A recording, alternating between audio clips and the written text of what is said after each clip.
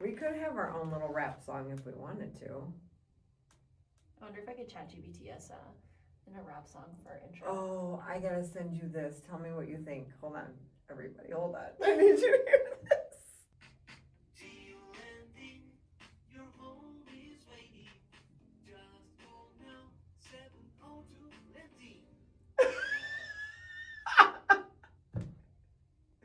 Okay, got one more. Ready?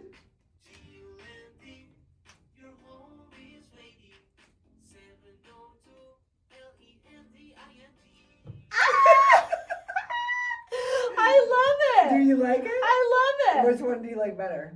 Where it says lending or Lending? I think it's Lending. I think the lettering. It's like an independent song. Yeah. You're like, Does it make you like want to say it again and again? yeah. Like jam out to it? That's what I'm trying to get. Lending. Hi, Maria. Hi, it's Monday. It's Monday. We had a great weekend. We did. We always have a great weekend though. That is true. Yeah. I also just think we're very positive people. We are. Yeah. Yeah. Even Always. when it's on fire. Yeah. Like, it's going to be okay. We've Everything- been on fire before. Yeah. And we've cooled each other off. Mm-hmm. And then we're back to normal. Yeah. And then the fire comes again. And we're okay. I think the fires are just part of it. Yeah.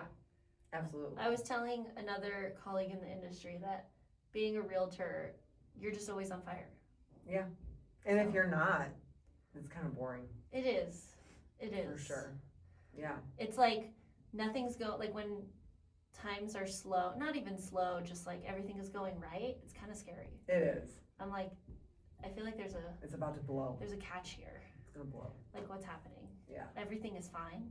The file is clear to close. What? Are you sure? Like, for example, I have a client under contract right now, and their lender did not qualify them in the way that they were supposed to, and they found a new lender, and we're still closing on time. See how that works?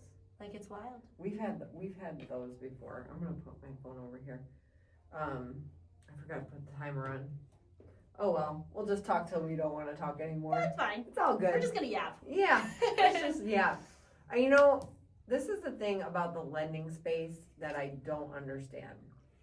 So, as a lender, you're going to get a pre-approval done for a client. Why do you not want that pre-approval? Like, I get some things happen. Like, clients will go and buy a car, or they'll buy furniture, or something will pop up like an IRS lien that wasn't there. I get those circumstances, but those are rare, right? Yeah. For the most part, chaos and craziness when it comes to loans is usually because the loan officer didn't do the upfront work. And I think that sometimes loan officers are just so excited to get somebody pre-approved and out shopping. And then on this flip side, the real estate agent is just as equally excited that nobody is really doing checks and balances to make sure that these people are really approved. Mm-hmm.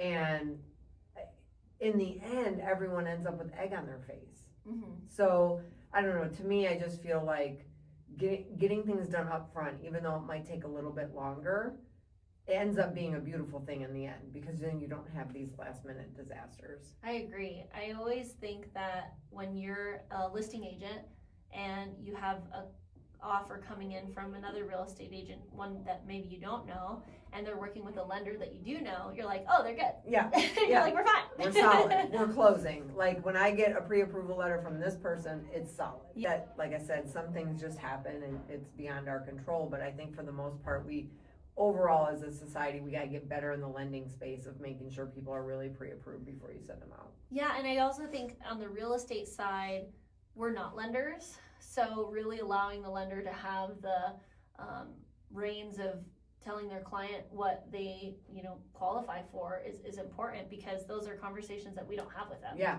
absolutely. I'm getting you a good deal. Yes. So, I mean, I don't have money. Right. I don't have money. And when you for have that paper in your hand, you're confident that we're going to be okay. Mm-hmm. You as the real estate agent you're walking around with confidence, like whatever deal I do, as long as it's at this number or below, we're going to be fine.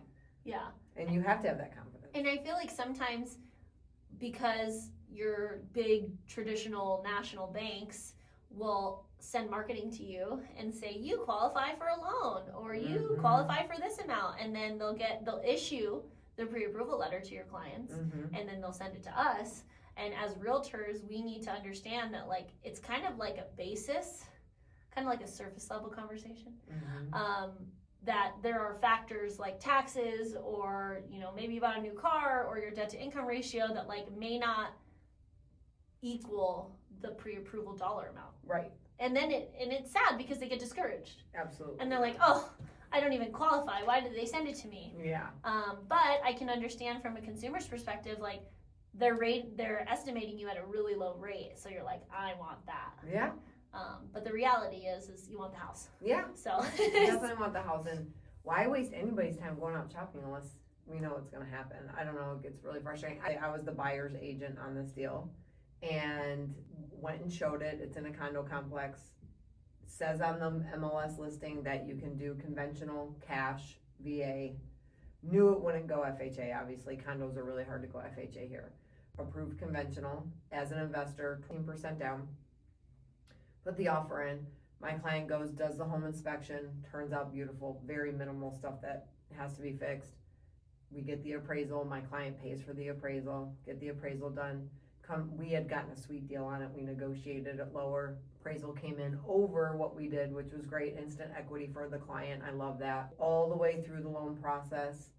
And this is not the lender's fault, the HOA was taking forever to get the docs to us. It has all the HOA information.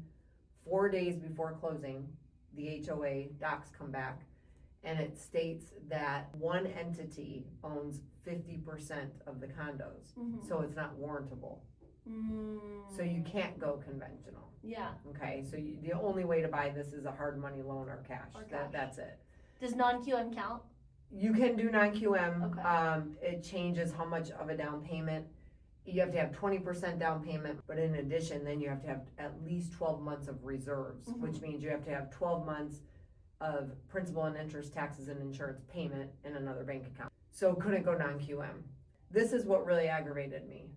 From a listing agent standpoint, when I have a listing, I call and I ask a lot of questions. I want to make sure that the HOA, that, if it can go FHA, right? That the HOA says, oh yeah, it can go FHA. Or if they say, no, it can't, then I don't put FHA in the listing. Is there any problems going conventional?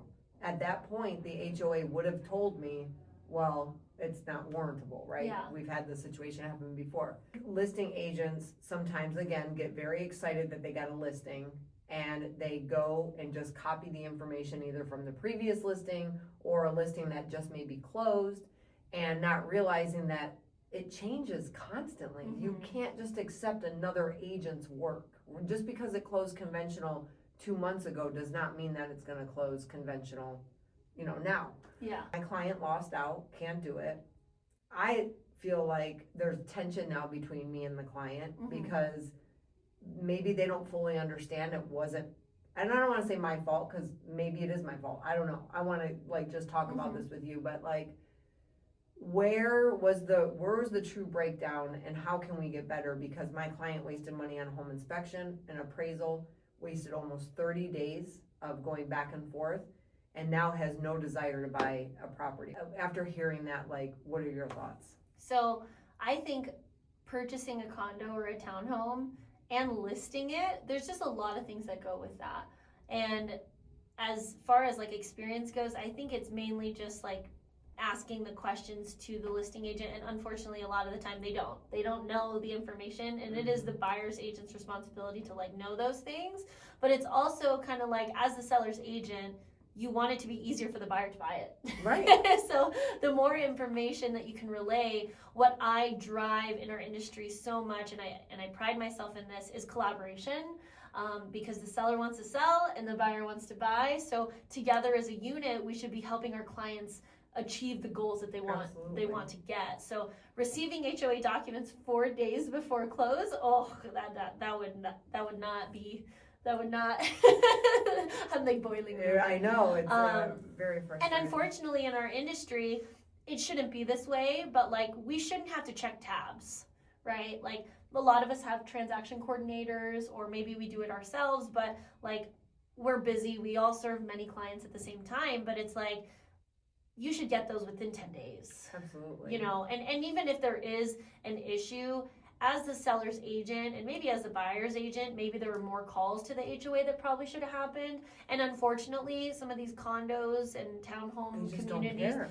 not that they don't care, they don't answer. Yeah, their customer service is like, we could not get a hold of anybody. The customer service was absolutely not there at all. And I was shocked that we actually even got them back. I thought we were gonna have to delay closing at the time because of that. But I just feel like as a listing agent, when you put conventional as an option, you better make sure that conventional is an option. Yeah. Because otherwise, I would, if conventional wasn't listed on there as an option, I would never have shown that condo. Yeah. Ever. Yeah. So I just feel like, yes, we could have kept calling the HOA to find out sooner, but we still would have been out in a home inspection. We still would have been out in appraisal. And I think that's where I was so frustrated. Like, why would you not find that out? I also think there's a lot of listing agents out there that write FHA. And Yeah, they do. They don't know. They do. You're right. So they should check. And it's mainly because, you know, now your seller isn't getting to sell. Now the buyer is frustrated and both parties are upset. And So, our seller had a contract on another house. Oh, that's So always sad. they got hurt too. It's gonna be hard to sell that condo with cash or hard money, right? Your buyer pool goes down a lot for that. So it affects everybody. You're right with that. Like, everybody gets affected. It's not just the one side, and it could have been prevented had we just not put conventional down. Like, it just grinds my gears sometimes when I call agents, because I show a lot of properties. I work mainly with buyers. Like, I'll take listings. I probably should advertise more for listings. We're here for that. But to be a buyer's agent in this market is really hard because you have to deal with the seller's agent. And not all the time is the seller's agent selling more than one property a year. Right. So this might be their one property that they sell. And what I come across very often is kind of like a little bit of a battle. It's like, I'm doing what I can to represent my client. You're doing what you can to represent your client. And we should be able to have a conversation about like what each other's clients want, because it's not about us. Right. And I think sometimes I'll hear like, oh, I'm just going to reject it. I'm like, okay, how about you write it up and then I'll present it and then we'll go from there. Yeah. How about that? I know. I don't get that either. Like, I'm just like, okay, unless you have something in writing saying that your client does not want to see any offers below this amount, first off, it shows me that you don't work with investors. Yes. Because, and like, receiving a lowball offer on your listing proves to me you don't know how to present it. Because it's not a lowball, like, it's just an offer. Present it. It's just an offer. And if you just counter it back with whatever price you're comfortable with. If you want to counter at list, counter at list. Yes. I don't know what to tell you. Right. You know, I tried my best. They didn't want to go higher. Like, if anything, like, I'm trying, you know, you're listed at this price. My investor wants this. Like, my investor is not going to lose money. No. You know, they'll walk away from the deal. Absolutely. You've been on market 157 days. You want to take it or no? Yeah. Like, and if it's no, that's okay. Yeah. But I feel like as a listing agent, the practice of understanding the product that you have and the rules within the HOA, like, I just think it allows you to sell the property faster. 100%. 100%. Like, you just wasted 30 days of your client. Yeah. And now it's sad for everyone. Yeah. And you know, there's emotions involved. Absolutely. 100%. So, yeah, it was. do better. Yes. Please, let's all do better. Please, please, please. And you know, learning experiences, right? Like, obviously, like, things like this happen, and maybe from a lender's perspective, you know those things, right? As an agent, maybe those agents don't know those things of warrantable and unwarrantable, especially if they don't list condos very often. Yeah. Like, most people don't know that your HOA should be 85% funded or more. Right. Like, you should not be buying. No. Because what happens is that down the road, which is why people don't like realtors, is they get into a condo association, and like the listing I had a couple years ago, it goes up $200. And why? Because the funds are not there. The reserves are not there. And sometimes they have caps. Yeah. So cost of the HOA, which is why most people don't like HOAs, you have to think about like what you're getting, right? And if what you're getting is not worth a dollar amount that you truly feel is like valuable, then maybe that place isn't for you. Right. But for people who love to lock and leave and get coffee downstairs all the time and have all the amenities and the mountain view and the strip view, they don't care. No. They're just like, how much? It's worth it. Yeah. Yeah. It's definitely a lifestyle, not for the building itself. But I think as agents, we have to allow our clients to make the decision on if it's worthy enough for them, because those are like the long-term things they have to experience. Right. You know, there's a lot of like part-time realtors that are out there that will sell a property either for a client or to a client, and then they're gone from there. You never hear from them again. What is your opinion on this? Because part-time realtors, like, I am all for somebody trying to break into the real estate space and create a career for themselves. Mm-hmm.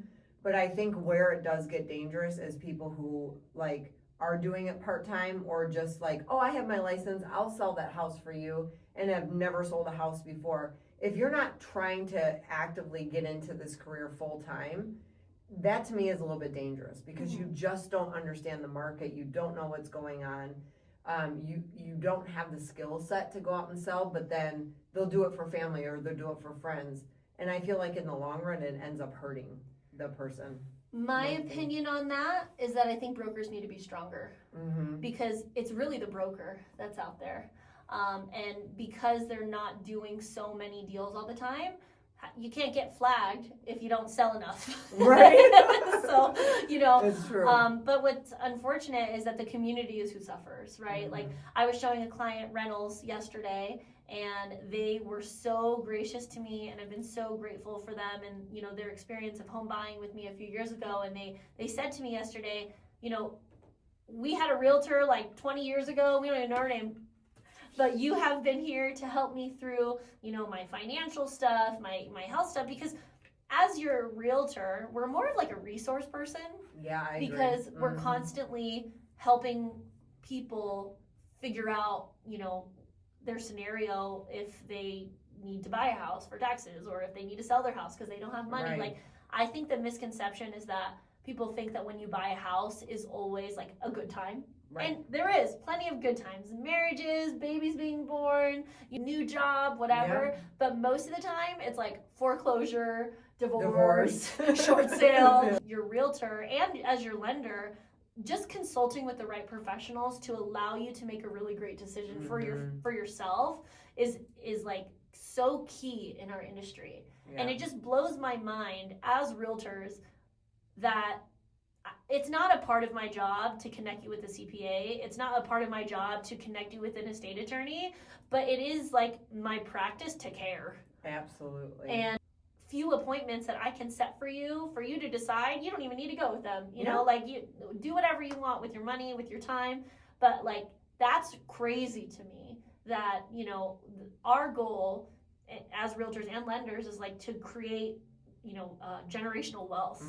And if I have knowledge that we've learned in all these mindset conferences that we go to and the hours of CE classes that we attend, like, we have the power of knowledge, and that's all we want to do is share. Yeah, absolutely. I love it. And just direct you to the professional for that space. Yeah. Yes. Like I was saying to another client I was showing houses to this weekend, one of the reasons I got licensed is because as a young professional, I was always denied rentals. Because of me being a solo person and the income that I showed, even though my credit was good. And then I also became a realtor because at the time I had a pit bull. And every pit bull got denied. So I got my pit bull to be a service animal. And when you have and when you have a service animal, you do not need to disclose that you have an animal, and you don't need to pay any deposits or fees because, you know, mental health. Going back to impractical lending, and also with the drive in AI and the changes of being denied your rights as an American, like, I am all for that. Yeah. Like, just do better. Just do better. Let's talk about AI, because we were at our conference this weekend that kind of blew my mind in the lending space. But there is a lender who has created a completely 100% AI platform that will take your application from the very start and go all the way to funding, and you never talk to or touch a human being within the whole process. When you had said, you know, for the younger generation, this might be something that ends up being really cool.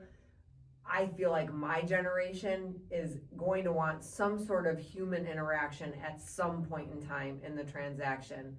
I think using AI to get pre-approvals done faster, to get closings done faster, I am all for that. Like, I think we definitely need to integrate that and get that going.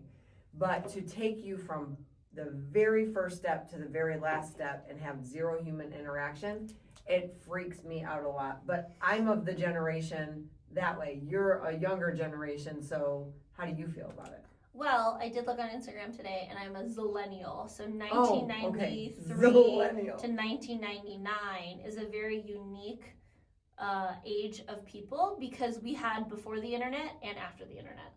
So Oh. our generation, which is technically millennial, which I think is up to 42 years old. I think it's like 30 to 42. Okay. We got a little bit of both. So for me, you know, I'm an extrovert and an introvert. I think for your Gen Zs and your, you know, high school, middle school, Gen Alpha that's going to be in our industry in 10 years from now, they're very antisocial. Yeah.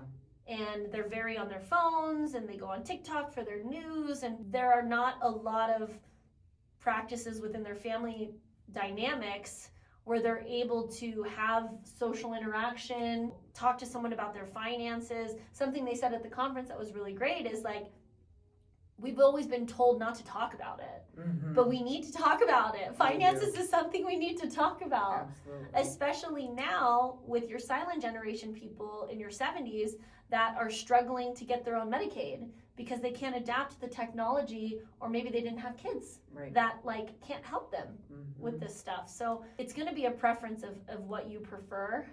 But I mean, I don't know, the younger generation might like it. Yeah, where they A don't have lot. to talk to anybody because they're used to not talking to anybody. Yeah. What blew me away from that one guy too is saying like, your kids' generation are supposed to live up to 120 years old, and if you retire at 60, you're going to need what 2.4 million dollars, I think he said. If you retire at 65, and let's say your generation's kids, you're going to need $2.4 million to be able to retire at 65 and sustain that until you die. And most people have $5,000 saved up. Like, that's crazy to me. And he was just talking about how do you get to that 2.4 million by the time these kids are 65 years old. And it's definitely something that needs to be addressed. It needs to be taught. It needs to be talked about, and take away the stigma of it. Like, oh, we don't talk about money. No, let's get it out there. Let's talk. Yeah. In the conversation about crypto, I mean, you can fight it as much as you want. There are self-automated cars driving people. Okay? You don't think they're going to fly soon? They're going to fly. And I don't know if I'm going to get in it. I don't know. Have you gotten in one of those, what are they Zoops? called? Waykos or Waymo? Waymo. Have you gotten in one of those? I'm No. freaked out about it. No, you know, Milana and I were going to get into one in San Francisco, and I never got the chance to, but they have the Zooks on the strip. Oh, those are Zooks. Zooks, Okay. like they look like squares. Yes. And they only go to the strip, but maybe we could do some content getting in those.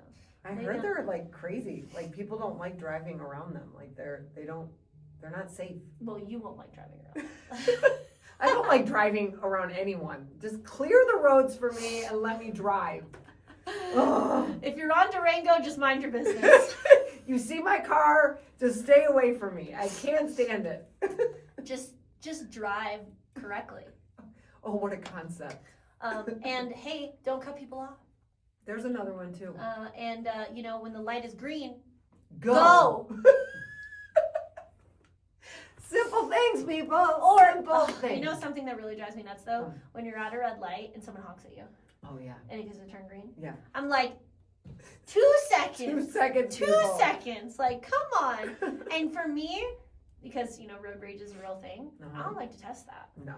People are crazy. People are crazy. I mean, just a few months ago, somebody was killed. Yeah. Because of road rage. Like, calm down, people. It is not that serious and it's not that deep. But They like slash the tires. they're crazy. That's just. What do they wait and see where you park and then they go back and slash your tires? Well, we live in Las Vegas though. Yeah. Like, it's a very transient city. Yeah. I don't know where these people come from. You're right.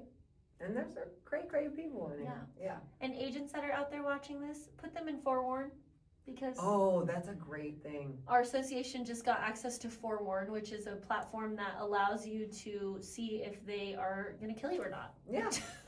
I'm just You kidding. know, that That's little not- thing. That's not what the Well, you do definition is. see, like, if they've been arrested for anything, if they have, like, any criminal charges, whatever, which is great. Before you go and take people out, you kind of would like to know that information. Who was it? One of the leads we got, remember? And the person was, just had gotten out of jail. Who Yeah. was that we gave that lead to? I think it was Kelsey. Oh, yes, you're right, it Yeah. was. And because Kelsey is better than any FBI agent in the world. She will go deep diving on you and know everything about you. I just feel that, like, as women, when I get in my car, I look behind me. Yeah, Because I don't know if someone's going to kill me or, like, Yeah. if there's someone back there. But, like, men don't do that, right. right? Like, I think talking to other realtors who are men, like, those are things that they just, like, don't think about, right? But as women, we have to, like, see if there's somebody following us or see if there's someone, like, this happens all the time when you're in Target, they'll follow you around at a distance. Mm-hmm. And they'll try and walk outside with you. Yeah. And then, like, sometimes they'll, like, try to sell you stuff in the parking lot and they'll, like, try to, like, grab you because, unfortunately, trafficking is a very big thing out here. As women, like, we kind of have to, like, learn how to protect ourselves, Mm-hmm. and men don't think about that stuff. Right. Yeah. So, No, it's an interesting world right now, and apps like Forewarn are awesome to Yeah. be able, and the fact that our association has given us all access to that, kudos to you guys, that's awesome. the internet is not real life, right? Mm-hmm. People, you see their highlight reel on social media, but, you know, there's never a bad time to speak with the right professionals to help you in whatever situation you have, whether that's financially, you know, emotionally, Yeah. or just in general. Like, you know, the positive mindset that you can set for yourself and the people around you can really drive a change. 100%, yeah, absolutely. Well, this was fun today. This is great. Hopefully you guys enjoyed our rants about agents, and if you're an agent, make sure you check your HOA that it can be approved. Too soon, conventional. Maria, too soon. Okay. Anyway, have a good week, everybody. Peace out. Peace.